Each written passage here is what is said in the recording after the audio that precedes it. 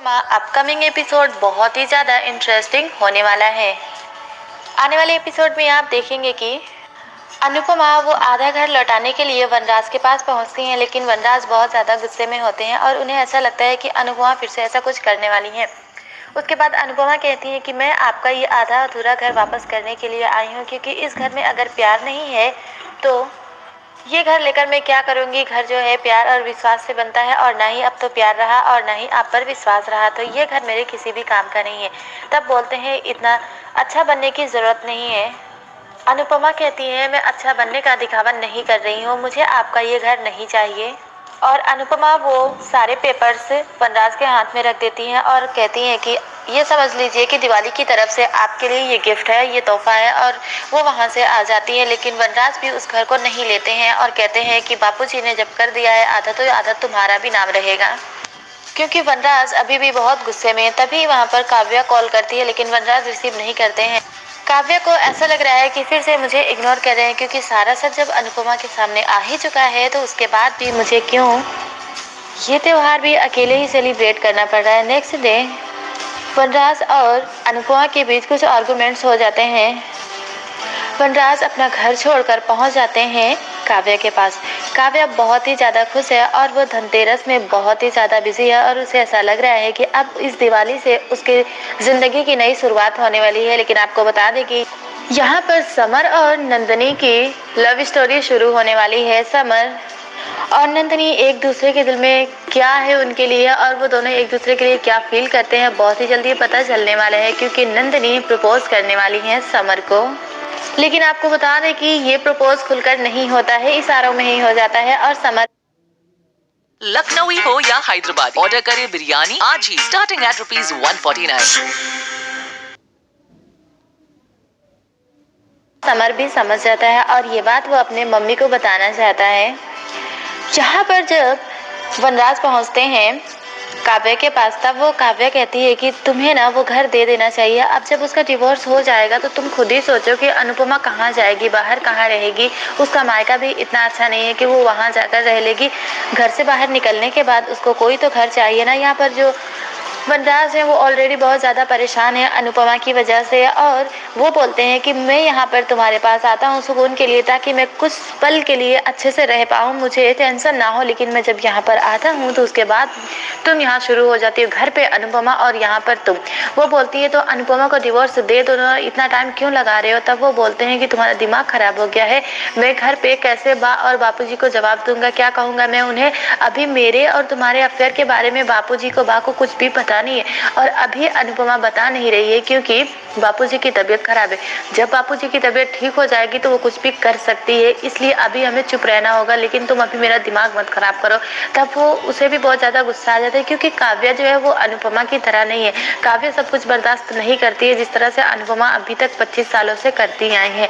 उसके बाद वो कहती है कि तुम्हें डिवोर्स देना है या नहीं, तुम्हारी वजह से इतनी प्रॉब्लम हो रही है। जब ये रिश्ता खत्म हो ही चुका है, तुम्हारे और अनुपमा के बीच में कुछ रहा ही नहीं, तो तुम उसे डिवोर्स क्यों नहीं दे देते हो। उसे डिवोर्स दे दो और मुझसे शादी कर लो, क्योंकि अनिरुद्ध भी अब मुझे बहुत ही जल्द डिवोर्स देने वाला है। तब वो बोलता है कि जब मैं यहाँ पर आता हूँ तो मुझे अच्छा लगता है कि मैं तुम्हारे साथ कुछ टाइम स्पेंड कर सकूँ, लेकिन तुम्हें भी तो वही बात करनी है जो अनुपमा करती रहती है। वहाँ पर अनुपमा के ताने हैं और यहाँ पर तुम्हारा ये डिवोर्स का टॉपिक। फिर काव्या सॉरी बोलती है और ये दोनों खाना खाने लगते हैं अपने हाथों से। जब वो वनराज को खाना खिला रही होती है तब फिर से वो कह देती है कि तुम्हें ये जो घर है अनुपमा के लिए ही कर देना चाहिए, क्योंकि अनुपमा का डिवोर्स होगा तो कहाँ जाएगी। तो तब वो बोलते हैं तुम फिर से वही बात कह रही हो, जब मैं यहाँ पर आता हूँ तो मैं सुकून से रहना चाहता हूँ। जब यहाँ पर भी यही प्रॉब्लम है और घर पे भी यही प्रॉब्लम, तो मैं यहाँ पर आना ही छोड़ देता हूँ। काव्या उसे समझाने की कोशिश करती है, लेकिन वनराज समझते नहीं है और वहाँ से वो खाना नहीं खाते हैं, वापस आ जाते हैं। और बहुत ज़्यादा गुस्से में होती है काव्या, वो भी दरवाज़ा बंद कर लेती है, क्योंकि काव्या बर्दाश्त करने वालों में से नहीं है। और वनराज घर पे भी खाना खाकर नहीं आए हैं। आज का इनका धनतेरस बिल्कुल भी अच्छा नहीं जा रहा है। यहाँ पर जब वो दिवाली की तैयारी कर रही होती हैं तो बहुत ज़्यादा ही खुश होती हैं और कहती हैं अनुपमा कि अभी तक मैं दूसरों के लिए यानी कि इनके लिए सस्ती संवरती थी, फिर भी इनके मेरे सजने संवरने होने ना होने का कोई फ़र्क नहीं पड़ता है, तो मैं इनके लिए क्यों परेशान रहूँगी। अब तो मुझे अपनी ज़िंदगी की एक नई शुरुआत करनी है, मुझे कुछ अच्छा करना है, कुछ नया करना है, कुछ बड़ा करना है। अब मुझे सजना संवरना भी है ना तो अपने लिए, अब मुझे अपने आप पर ध्यान देना होगा। उसके बाद वो सजती हैं तो बहुत खूबसूरत लग रही हैं और कहती हैं कभी कभी अपने लिए भी सजना चाहिए। यहाँ पर किंजल भी रेड कलर की साड़ी पहनी है, वो भी बहुत ज़्यादा खूबसूरत लग रही हैं। इनकी धनतेरस और दिवाली किंजू बेबी और पारितोष की अनुपमा के घर पे ही होने वाली है। वो भी वहाँ पहुँच जाती हैं। किंजू को देखकर सभी को बहुत अच्छा लगता है। साथ में राखी दवे भी पहुंच जाती हैं। राखी दवे को देखकर बा को बिल्कुल अच्छा नहीं लगता और कहती हैं कि आ गई तीखी मिर्च, फिर से ये कुछ करने वाली है। और फिर वो जब तक उनका कोई इंटरटेनमेंट नहीं हो जाता तब तक उन्हें अच्छा ही नहीं लगता। उनका इंटरटेनमेंट है शाह परिवार को परेशान करना और किंजल पारितोष की शादी को तोड़ देना। बार बार वो यही मौके ढूंढ रही हैं और वो वनराज को सर्च करती हैं। By the way mister Shah नज़र नहीं आ रहे हैं और वो उनकी कलीग काव्या भी नज़र नहीं आ रही है।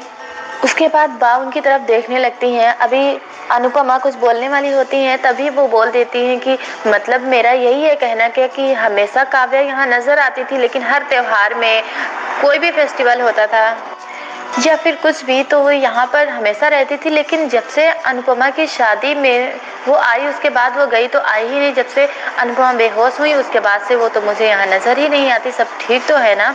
उसके बाद बोलती हैं अनुपमा राखी बहन, आपको किसी भी चीज़ की टेंशन लेने की ज़रूरत नहीं है, यहाँ पर सब कुछ ठीक है। आप यहाँ पर आई हैं, हमें बहुत अच्छा लगा, इसलिए आप जो है दिवाली को सेलिब्रेट करिए, एंजॉय करिए। और यहाँ जैसे ही नंदिनी आती हैं तैयार होकर, समर उनकी तरफ देखने ही लगते हैं, उनमें खो ही जाते हैं। फिर से वो अपनी फीलिंग को जाहिर करना चाहते हैं लेकिन कुछ कहता नहीं है। समर उसको देखता ही रहता है और कहता है क्या हुआ मिस लॉल। तब नंदिनी कहती है मुझे क्या होगा, कुछ भी तो नहीं। उसके बाद वो अपने अनुपमा आंटी के पास पहुंचती है क्योंकि समर ने कहा था कि तुम हमारी मम्मी के साथ सेलिब्रेट करना, तुम्हारी अम्मा की जगह तो कोई नहीं ले सकता, फिर भी तुम हमारी मम्मी के साथ सेलिब्रेट करोगी तो तुम्हें अच्छा लगेगा। उसके बाद जब वो वहाँ पहुँचती है तो शाह परिवार में उसे बहुत ही अच्छा लगता है। लेकिन आपको बता दें कि दोनों की लव स्टोरी बहुत जल्दी शुरू होने वाली है। इस बात से वनराज को बहुत ज़्यादा प्रॉब्लम होने वाली है। जैसे ही वनराज को पता चलेगा कि इन दोनों के बीच में अफेयर है तो वो समर को घर से बाहर निकाल देते हैं और कहते हैं कि जब खुद से कमाओगे तब पता चलेगा कि क्या होगा। तुम्हें ये जो म्यूजिक डांस क्लासेस ये सब कुछ बहुत ज़्यादा पसंद है ना, तो ये सब कुछ जाकर तुम रोड पे करना, यहाँ करने की ज़रूरत नहीं है। घर से बाहर निकाल देते हैं लेकिन अनुपमा उन्हें घर से बाहर नहीं जाने देती हैं। अनुपमा को पता चल जाता है कि नंदिनी और समर के बीच क्या है, क्योंकि ये बात खुद समर जाकर अपने मम्मी को बता देता है। फिर वो उनसे पूछती हैं तो तेरे दिल में क्या है। तब वो समर शर्मा जाते हैं और कोई जवाब नहीं देते और कहते हैं कुछ नहीं मम्मी बस, और नंदिनी के घर की तरफ देखने लगता है। तब उनकी मम्मा यानी कि अनुपमा अच्छी तरह से समझ जाती हैं कि दोनों एक दूसरे से कितना प्यार करते हैं और इस बात से उन्हें भी कोई भी प्रॉब्लम नहीं होती है क्योंकि नंदिनी को वो ऑलरेडी इतना पसंद करती हैं। उन्हें बहुत अच्छा लगता है कि उनके बेटे ने नंदिनी को पसंद किया है। तो आप हमें कमेंट्स करके ये ज़रूर बताएं कि अपकमिंग एपिसोड आप सभी को कैसा लगा।